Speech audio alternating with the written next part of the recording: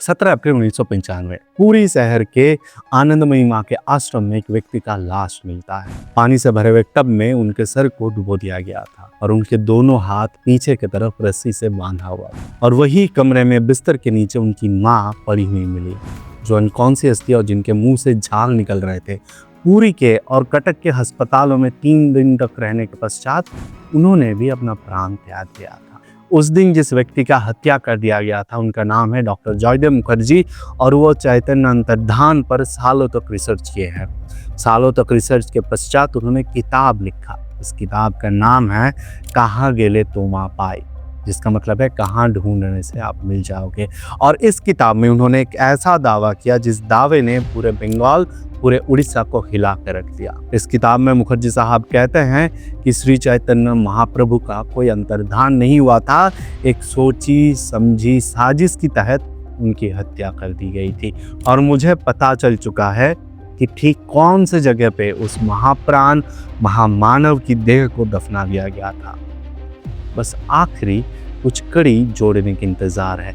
जैसे वो जुड़ जाएगी मैं जाकर उस जगह दिखा दूंगा। जैसे ही ये किताब पब्लिश हुई, उनके करीबियों का दावा है कि इनके बाद में उनको ढेर सारे धमकियां भरी कॉल आने लग गई और फिर एक दिन उनकी आवाज़ को हमेशा के लिए बंद कर दिया गया। हालांकि पुलिस भी इस बात की पुष्टि नहीं करती है कि उनके हत्या सरासर चैतन्य अंतर्धान के छानबीन कर रहे तो उससे जुड़ा हुआ है, लेकिन फिर भी सवाल ये रह ही जाता है कि जयदेव मुखर्जी को ऐसा कौन सा तथ्य मिल गया था कि उन्हें यह पता लग गया था कि चैतन्य देव के अंतर्धान नहीं बल्कि हत्या हुआ। और ये भी सोचने की बात है कि ये ऐसा क्या बात है कि जो बस कहने भर से 500 साल बाद भी एक इंसान को ऐसे मरना पड़ा। चैतन्य देव के अंतर्धान, चैतन्य देव की वो आखिरी दिन, इन सब के बारे में हम लोग इस सीरीज में आगे बात करेंगे, लेकिन उससे पहले जानना और समझना बहुत जरूरी है कि चैतन्य देव है कौन। चैतन्य देव ऐसा क्या किए थे आज से 500 साल पहले कि आज भी वो प्रासंगिक है। समाज में उनका प्रभाव क्या रहा था तब उनका प्रभाव क्या था समाज में, ये जानने के लिए हमें तत्कालीन समाज की अर्थनीति और राजनीति समझना पड़ेगा।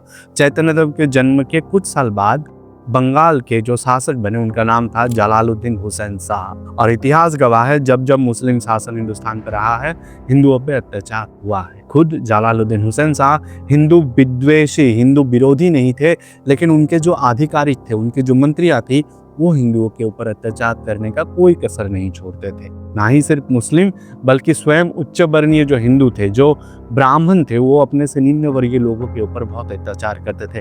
तत्कालीन समाज में ये अवस्था थी कि अगर किसी इंसान को मांस की स्मेल बू आ जाती थी तो उन्हें जात बाहर कर दिया जाता था, ये कहकर कि घ्राणेन अर्ध भोजने, तुमने उसका घ्राण लिया मतलब तुमने आधा खाना खा लिया, इसीलिए तुम आज से हमारे जात के बाहर हो। अपने जात से बाहर, अपने समाज के बाहर ये लोग जाते तो कहाँ जाते? ये लोग आगे चलकर या तो इस्लाम को अपना लिए या फिर तांत्रिक बुद्धिज्म को अपना लिए, तांत्रिक बुद्ध बौद्ध को, या फिर नाथ संप्रदाय में जाकर जुड़ गए। इंसान को एक सहारा चाहिए। जब समाज इस अंधकार में डूबा हुआ था, उसी समय अंधकार से रोशनी की ओर समाज को लेके जाने के लिए आविर्भाव हुआ चैतन्य महाप्रभु का। समाज के पतित इन लोगों को उन्होंने अपने हृदय से लगाया।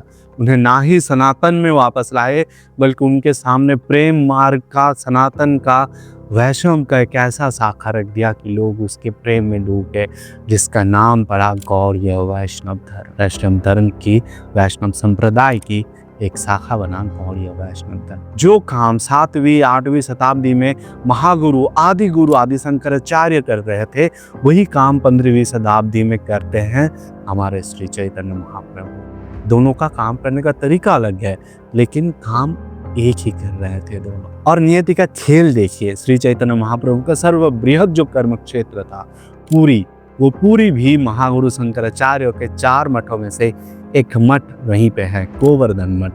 आदि गुरु शंकराचार्य, श्री चैतन्य ऐसे एक दूसरे से बहुत हद तक एक ही काम कर रहे थे। 18 फरवरी 1486 फाल्गुनी पूर्णिमा की वो रात जब चंद्र ग्रहण हो रहा था तो पूरा नवद्वीप हरिनाम संकीर्तन और शंखनाद में डूबा हुआ था। और उसी शुभ घड़ी में पिता जगन्नाथ मिश्र और माता सची देवी के घर आए उनके कनिष्ठ पुत्र गौरांग। सोने के जैसा रंग था उनका, जिनके कारण उनका नाम पड़ा गौरांग। उनका दूसरा नाम निमाई भी है, लेकिन नीम के पेड़ के नीचे जन्म हुआ था इसके कारण उनका नाम निमाई नहीं है। उनका नाम निमाई है ताकि वो भूत प्रेत से दूर रहे। अद्वैत आचार्य की स्त्री उनका नाम रखे थे निमाई। पिता जगन्नाथ मिश्र और पितामह नीलांबर देव उनका नाम रखे थे विश्वम्भर। आप विश्वम्भर कह लीजिए, गौरांग कह लीजिए, निमाई कह लीजिए, कुछ भी कह लीजिए, बचपन में ये इतना उद्यमी थे, इतना नटखट थे कि इनके आगे बाल गोपाल भी लोगों को कम शरारती लगने लगे थे। एक बार की कहानी ये है कि इनके घर एक ब्राह्मण पंडित आए हुए थे। वो दोपहर का जब भोग लगा रहे थे भगवान को और बोल रहे थे आप भोग ग्रहण कर लीजिए तो मैं अपना प्रसाद पाऊं, तो निमाई वहां आके वो भोग ग्रहण कर ले रहा था। एक बार हुआ, 2 बार हुआ, 3 बार हुआ, तो सब पूछे कि तुम ऐसा क्यों कर रहे हो? ब्राह्मण पंडित भी पूछ रहे कि आप बच्चे हो लेकिन आप बार बार ऐसा क्यों कर रहे हो? तो निमाई कहती कि कैसे हो आप खुद मुझे बार बार बुला रहे हो कि मेरा भोग ग्रहण करो, भोग ग्रहण करो, और जैसे ही मैं भोग ग्रहण करने आता हूँ आप मुझे भगा देते हो। उस समय उस ब्राह्मण को एहसास हुआ कि ये कोई साधारण बालक नहीं है, स्वयं श्रीहरि है। निमाई जब 5 साल के थे तो उनका बड़ा भाई विश्वरूप, उनकी विवाह की बात चल रही थी घर में।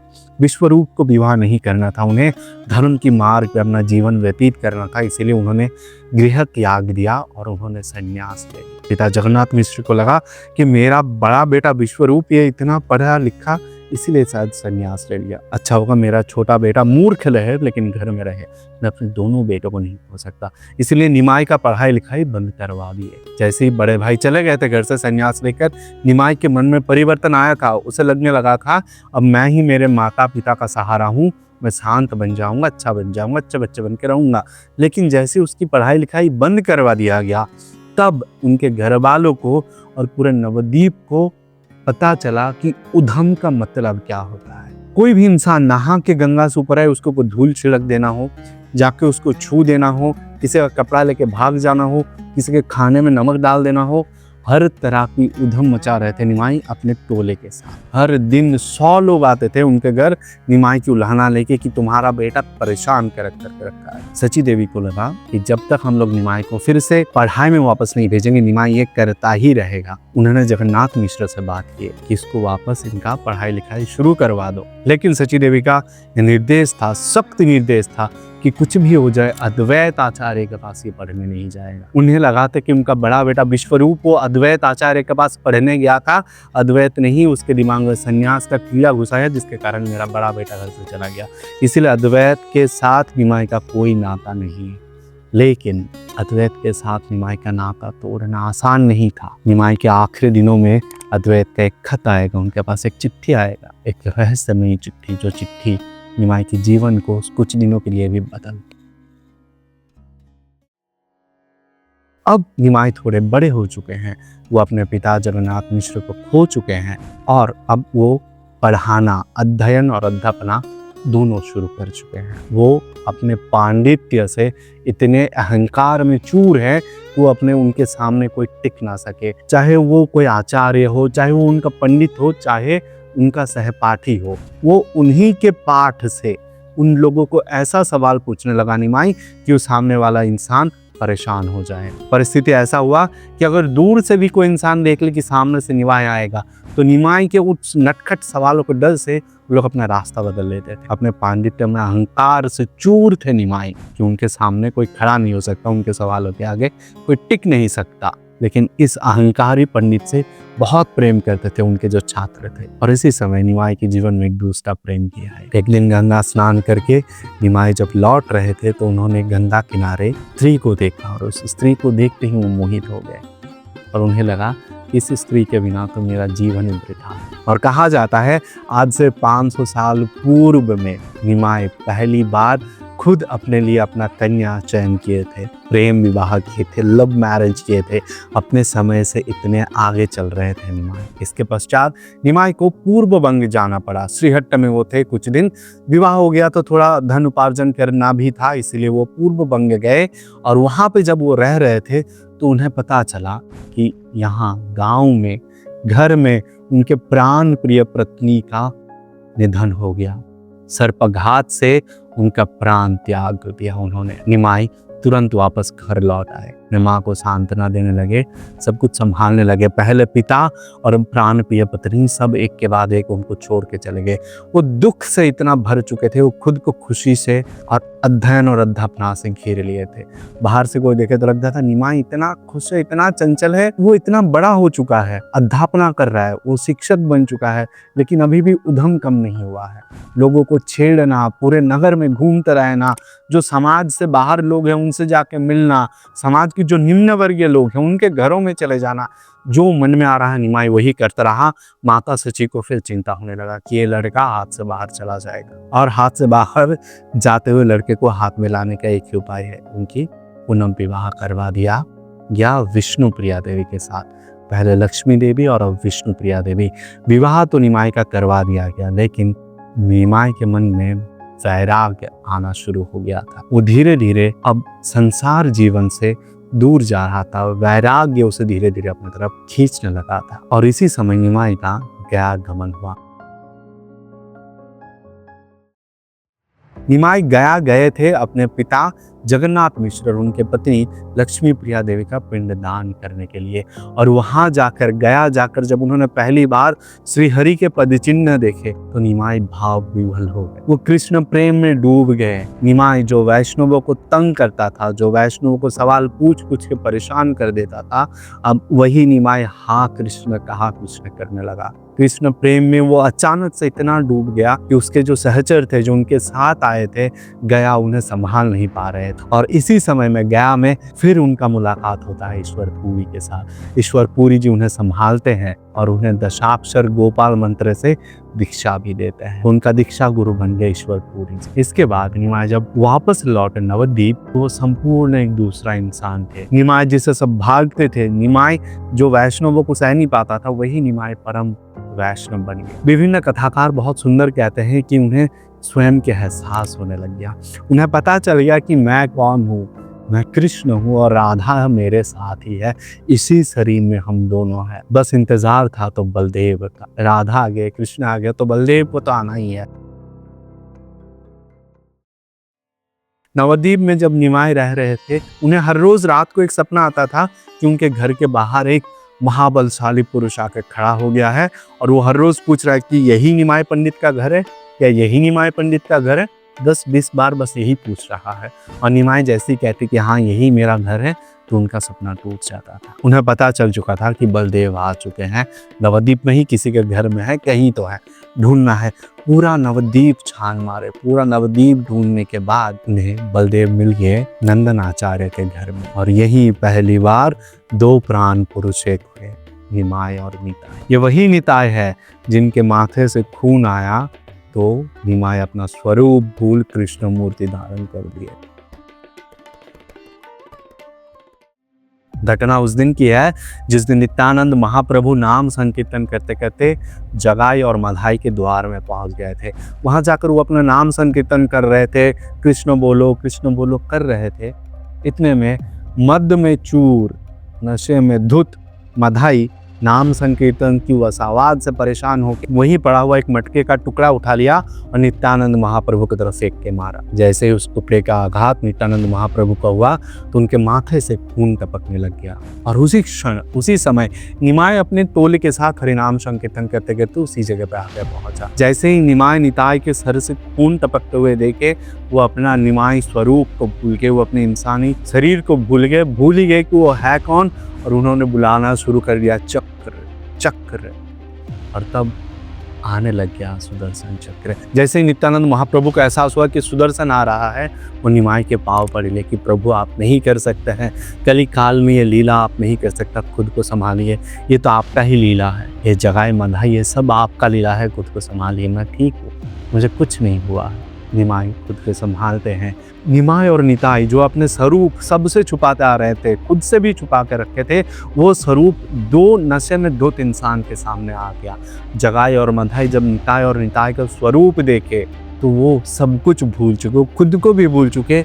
वो आके निमाई गौरांग महाप्रभु के आगे समर्पण कर चुके, कहे कि हमें त्राण कर लीजिए, हमारा उद्धार कर लीजिए। ऐसे उद्धार हो गया नवद्वीप के ब्राह्मण रूपी दो दस्यु जगाई और मधाई का, जिन्हें उनका स्वरूप देख के जगाई मधर उद्धार तो हो गया, लेकिन अभी भी बाकी था काजी उद्धार, अभी भी बाकी था सबसे बड़ा अहिंस गण आंदोलन। तत्कालीन नवद्वीप में सब लोग वैष्णव नहीं थे, और जो लोग वैष्णव नहीं थे उन्हें इनके खोल करताल के शब्द से, सुबह शाम के स्नान संकीर्तन से परेशानी हो रही थी। वो लोग जाके काजी को बताए। चांद काजी को भी लगा कि ये सही बात नहीं है, हिंदू धर्म का इतना प्रचार, इतना प्रसार मेरे लिए अच्छी बात नहीं है, क्योंकि वो मुस्लिम धर्म के थे, तो वो इन लोगों को रोकने लगे। एक दिन चांद काजी के कुछ लोग आकर इन लोगों के, वैष्णवों के खोल करताल तोड़ दिए, कुछ वैष्णव के ऊपर अत्याचार भी किए, उन्हें मारे पीटे। इसी समय निमाई, जब सब लोग डर गए थे, तब निमाई कहे नहीं, कोई डरना नहीं, आज रात को हम सब लोग जाएंगे चांद काजी के द्वार पर नाम संकीर्तन करते करते। अंधेरे रात में हजारों के तादाद में लोग अपने हाथों में मशाल लिए तीनों ओर से चांद काजी के घर पहुंचे। अद्वैत आचार्य एक गुट में, एक गुट में श्रीवास, एक में महाप्रभु गौरांग और नित्यानंद स्वयं,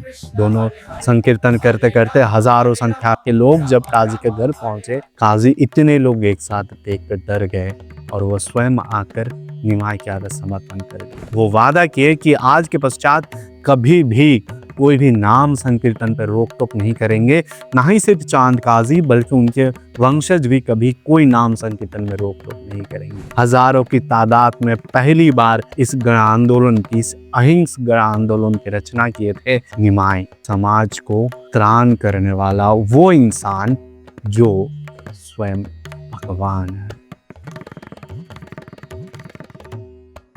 लेकिन जब सब कुछ ठीक चल रहा था, तब कुछ ना तो कुछ गलत होना ही है।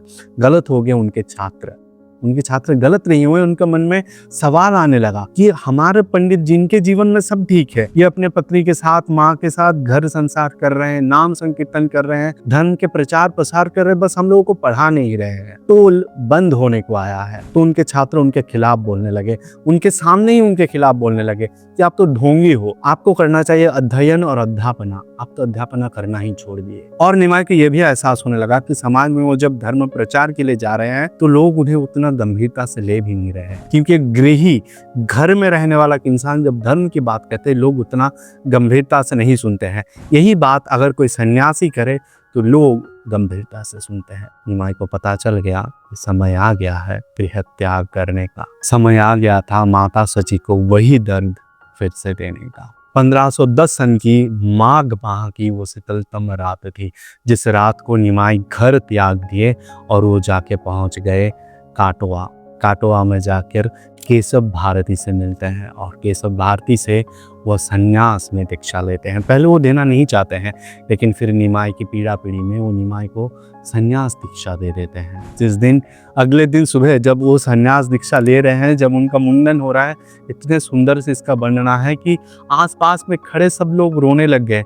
कितना सुंदर बालक ये सन्यास ले रहा है। जो नाई उनका मुंडन कर रहा था वो अपना हाथ बार बार उनके सर से हटा ले रहा था कि इतने सुंदर बालक का मुंडन मैं कैसे करूं, कैसे इसको सन्यास की राह में धकेल दूं। बस किसी को ये समझ में ही नहीं आया कि वो बालक कोई बालक नहीं, वो बालक स्वयं श्रीहरि है, श्री नारायण है, भगवान है। इतना सब जब निमाई कर चुके थे, लक्ष्मी प्रिया जी, विष्णु प्रिया जी, गया गमन, उनका ईश्वरपुरी से साक्षात मिलना, समाज का संस्कार, जगाई मधाई उद्धार, चांद काजी उद्धार, निमाई निताई का ये जोड़ी जब पूरे बंगाल को धर्म के रास्ते में ला रहा था, और जब निमाई गृह त्याग कर संन्यास लिए, तब निमाई बने केवल 24 साल के। केवल 24 साल की उम्र में उसने इतना कुछ कर दिया। और ये सब कुछ आपको लगेगा बहुत थोड़ा कुछ, जब हम लोग निमाई की जीवन की अगली 24 साल की बात करेंगे हमारी अगले वीडियो में।